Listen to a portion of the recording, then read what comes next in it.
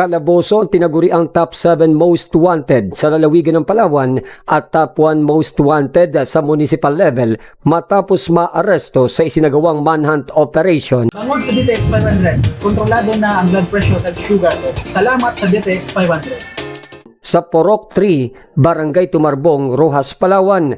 Ayon sa ulat, isinagawa ang operasyon ng Dumaran Municipal Police Station sa koordinasyon ng 2nd Palawan Provincial Mobile Force Company, Provincial Intelligence Unit at Provincial Investigation and Detective Management Unit ng Palawan Police Provincial Office. Kinilala ang akusado na si alias Max, 46 anyos, binatang magsasaka at residente ng Barangay Itangil, Dumaran, Palawan. Siya ay naaresto sa bisa ng warrant of arrest na inilabas ng Family Court Branch 14 Taytay, Palawan. Nahaharap ang akusado sa kasong kidnapping at serious illegal detention sa ilalim ng Article 267 ng Revised Penal Code na walang inirekomendang piyansa para sa kanyang pansamantalang kalayaan. Sa kasalukuyan, ito ay nasa kustudiya ng Dumaran Municipal Police Station para sa dokumentasyon at tamang disposisyon. Ito si K5 Gilbert Basio para sa impilang kampiyon sa balita,